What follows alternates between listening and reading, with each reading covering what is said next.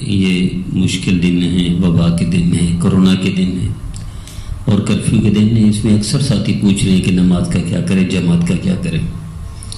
تو یاد رکھیے، جس طرح مسجد میں جماعت ہو سکتی ہے اسی طرح گھر میں بھی جماعت ہو سکتی ہے. جس طرح مسجد میں 2 آدمیوں کی جماعت بھی جائز ہے، گھر میں بھی 2 آدمیوں کی جماعت جائز ہے. لیکن مسجد اور گھر میں فرق یہ ہے کہ مسجد میں عورت کے ساتھ جماعت نہیں ہو سکتی، گھر میں عورت کے ساتھ، بیوی کے ساتھ، بیٹی کے ساتھ بھی جماعت ہو جاتی ہے، کوئی حق نہیں، وہی اجر ملے گا. لیکن جس سے اگر مسجد میں کوئی ایک ساتھی ہو تو ساتھ کھڑا ہوگا.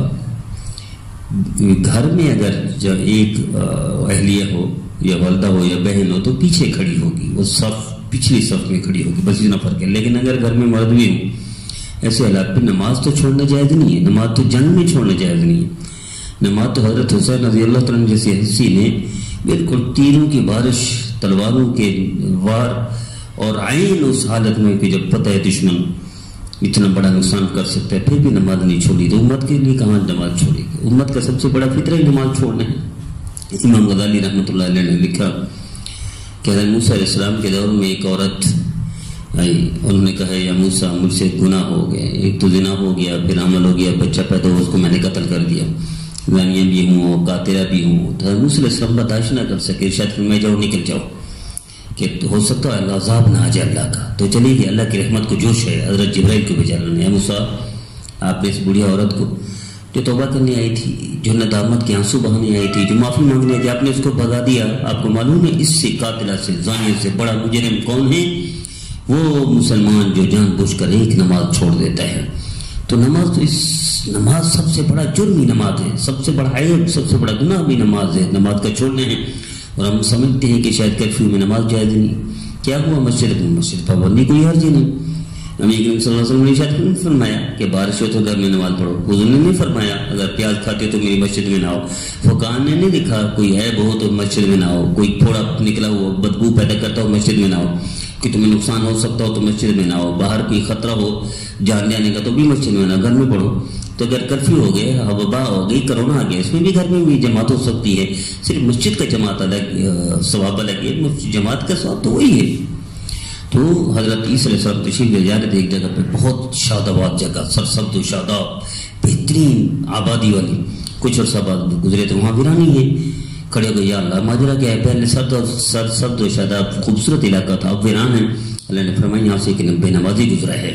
یہ دونوں روایتیں اسرائیلی روایتیں، حضرت عیسیٰ علیہ السلام کی بھی اور پہلے جو عرض کر چکا ہوں حضرت موسیٰ علیہ السلام، دونوں اسرائیلی روایتیں. اسرائیلی روایت کے بارے میں نبی کریم صلی اللہ علیہ وسلم کا پہلا حکم یہ ہے لا نصدق ولا نکذب، نہ ہم اس کی تکذیب کرتے ہیں نہ تصدیق کرتے ہیں. آخر میں نبی کریم صلی اللہ تعالی علیہ وسلم ارشاد فرمایا حدث عن اسرائیل، اسرائیلی روایتیں بیان کیا کرو، اس میں سبق و پہلو ہے، عبرت ہے. تو حضرت عیسیٰ علیہ السلام جو درخواست کیا، اللہ نے فرمایا عیسیٰ یہ وہی جگہ ہے لیکن یہاں سے ایک بے نمازی گزرے، اس بے نمازی کی گزرنے نحوست نے اس سرسبز و شاداب علاقے کو ویران کر دیا. تو اپنے گھر کو میرے نبی فرما رہے ہیں قبرستان نہ بناؤ. کیا مطلب؟ گھر میں نماز پڑھا کرو. میرے نبی نے زندگی بھر سنت نفل گھر میں پڑھے ہیں. تو اب کرونا ہے، وبا ہے، کرفیو ہے، تو گھر میں نماز پڑھیں، جماعت کے ساتھ پڑھیں تو جماعت ہو سکتی ہے. اور اصل یہاں سوال ہے کہ جو نواب شاہ سے ہمارے بھائی امتیاز صاحب اور بھائی پرویز صاحب نے پوچھا، وہ فرماتے پورا طریقہ نماز کا، گھر میں نماز کا طریقہ کتنی. تو میں عرض کر رہا ہوں، یہ لمبا سوال ہے لیکن مختصر عرض کر دیتا ہوں. سب سے پہلے تو وضو ہے، وضو میں 4 فرض ہے، ایک فرض چھوٹ گیا وضو نہیں ہوتا، وضو نہیں ہوتا نماز نہیں ہوتی. پھر 13 سنتیں ہیں وضو میں، سنت چھوٹ جائے کوئی حاجت نہیں، وضو ہو جاتا ہے. اسی طرح مفسدات ہیں، یعنی نواقض وضو ہیں 8 ہیں، ان میں ایک بھی ہو جائے تو وضو ختم ہو گیا، نماز نہیں ہوتی. پھر مکروہات ہیں، 4 مکروہات ہیں، وضو مکروہ ہو جاتا ہے، بہتر نہیں. اسی طرح نماز ہے، نماز میں سب سے پہلی بنیادی بات فرائض ہے. فرائض اس میں آسانی کے لیے تبلیغ جماعت والے دوسرے اکابر وہ 13 لکھتے ہیں، حالانکہ 6 فرض ہیں: تکبیر تحریمہ، قرات اور قیام، رکوع، سجدہ اور تشہد، آخری یہ 6 اصل ہیں. لیکن 7 اس کے لیے آسانی کے لیے لوگ اس کو 13 کہتے ہیں، یعنی 7 شروع کے، جگہ پاک ہو، جسم پاک ہو، اور وقت نماز کا ہو، قبلہ رخ ہو، نیت کرنا ہو، اور یعنی جگہ پاک، بدن پاک، کپڑے پاک، اور نیت قبلہ کی طرف ہونا، اور وہ کرنا، نیت کرنا، قبلہ رخ ہونا، وقت کا نماز کا وقت ہو جانا. تو یہ 7 فرائض جو شروع کے یہ کوئی لازمی نہیں ہے. لازمی سے مراد یہ ہے کہ یہ اس کا حصہ نہیں ہے، فقہاء نے نہیں لکھا اس کو. آسانی کے لیے بعد بزرگوں نے، تبلیغ والوں نے اس طرح لکھ دیے کتابوں میں کہ بھئی 13 فرائض ہیں، اس سے پہلے یہ فرائض بھی ضروری ہیں، لیکن لکھے نہیں جاتے کتابوں میں، اس لیے بعض ساتھیوں کو غلط فہمی ہو جاتی ہے. کتابوں میں تو 6 فرائض ہیں. تکبیر تحریمہ فرض ہے، پہلا فرض ہے، اور پھر اس کے بعد قرات فرض ہے، قیام فرض ہے. جس طرح بعض ساتھی بیٹھ کر نماز پڑھتے، کھڑے ہو کر پڑھ سکتے ہیں، عورتیں کھڑے ہو کر پڑھ سکتے، بیٹھ کر پڑھتے، نماز ہی نہیں ہوتی. قیام فرض ہے، قرات فرض ہے، رکوع فرض ہے، اور اسی طرح سجدہ فرض ہے. سجدہ نہیں ہوا نماز نہیں ہوئی، رکوع نہیں ہوا نماز نہیں ہوئی، آخری تشہد فرض ہے، وہ نہیں ہوا تو نماز نہیں ہوئی. تو 6 فرائض ہیں اصل، اس سے پہلے آسانی کے لیے 13 کہا جاتا ہے. اسی طرح واجبات 14 ہے. فرض اگر چھوٹ جائے نماز میں تو نماز ہوتی نہیں، دوبارہ پڑھنا ضروری ہے. واجبات 14 ہیں، 14 واجب میں سے ایک بھی واجب چھوٹ جائے تو نماز ہو جاتی ہے، اس کا سجدہ صاف کرنا پڑتا ہے. لیکن اگر بھول کر چھوٹے، وہ کوئی جان بوجھ کر واجب کو چھوڑتا ہے تو پھر اس کے لیے بھی اسی طرح فرض کی طرح ہے کہ نماز دوبارہ پڑھنی پڑے گی. تو فرض اور واجب کا فرق یہ ہے، فرض چھوٹ جائے نماز ہوتی نہیں، واجب غلطی سے چھوٹ جائے نماز ہو جاتی ہے، سجدہ صاف کرنا پڑے گا، آخر میں 2 سلام پھیرنا پڑے گا، 2 سجدے کرنے پڑیں گے، سلام پھیرنا پڑے گا.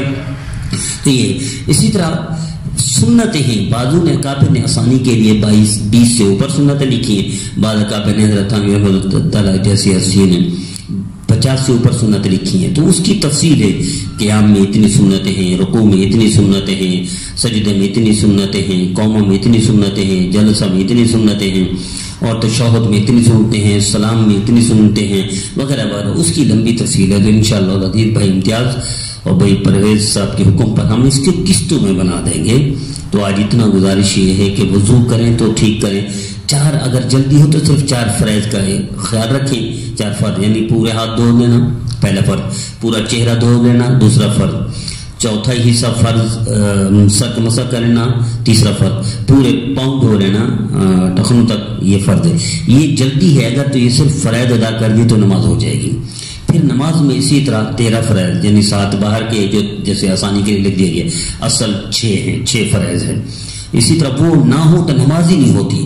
اور واجب 14 ہیں، ان میں سے ایک بھی چھوٹ جائے غلطی سے تو کوئی حرج نہیں، سجدہ صاف کر لیں، نماز ہو جائے گی. سجدہ صاف کے لکھا اور کوئی میں ساتھی کو پتہ نہیں ہوتا. سجدہ صاف جیسے ظہر کی نماز میں سجدہ صاف واجب تھا، آپ کو پتہ نہیں چلا، عصر سے پہلے